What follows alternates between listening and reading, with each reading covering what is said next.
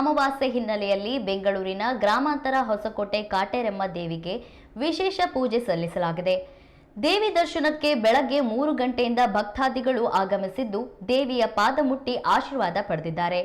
ವರ್ಷಕ್ಕೊಮ್ಮೆ ಮಾತ್ರ ದೇವಿಯ ಗರ್ಭಗುಡಿ ಒಳಗಡೆ ಭಕ್ತಾದಿಗಳನ್ನ ಬಿಡಲಾಗುತ್ತೆ. ಈ ಕಾರಣ ಲಕ್ಷಾಂತರ ಭಕ್ತಾದಿಗಳು ದೇವಸ್ಥಾನಕ್ಕೆ ಆಗಮಿಸಿದ್ರು. ದೇವಸ್ಥಾನದ ಆಡಳಿತ ಮಂಡಳಿಯಿಂದ ಎಲ್ಲ ಭಕ್ತಾದಿಗಳಿಗೂ ಅನ್ನ ಸಂತರ್ಪಣೆ ಆಯೋಜನೆ ಮಾಡಲಾಗಿತ್ತು. ಇನ್ನು ಕರ್ನಾಟಕ ಸೇರಿದಂತೆ ಕೇರಳ, ಆಂಧ್ರ, ತಮಿಳುನಾಡು ಸೇರಿದಂತೆ ಹಲವು ರಾಜ್ಯಗಳಿಂದ ಭಕ್ತರು ಆಗಮಿಸಿದ್ರು.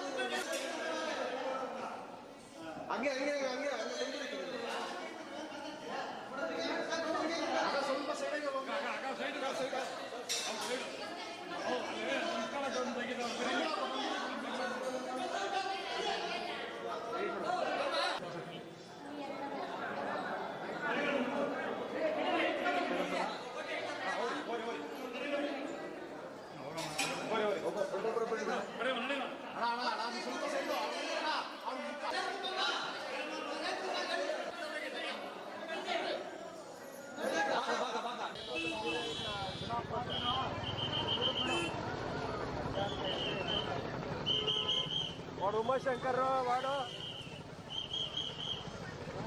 చెప్తాను అయ్యిందా.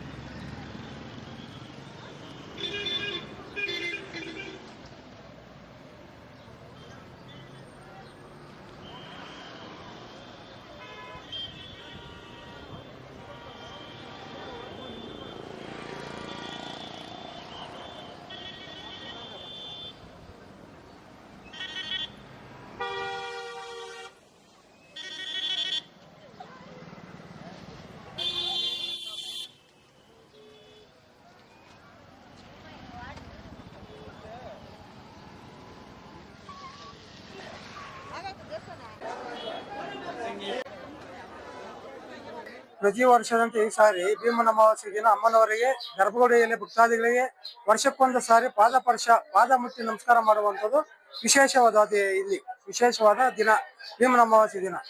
5 ವರ್ಷದ ಮೊದಲು ಅದ್ರ ಚಿಕ್ಕ ಗುಡಿ ಇದ್ದಾಗ ಅಮ್ಮನ ಭಕ್ತಾದಿಗಳ ಬಂದು ದೇವಸ್ಥಾನದಲ್ಲಿ ಪೂಜೆ ಮಾಡಿಕೊಂಡು ಹೋಗ್ತಾ ಇದ್ರು.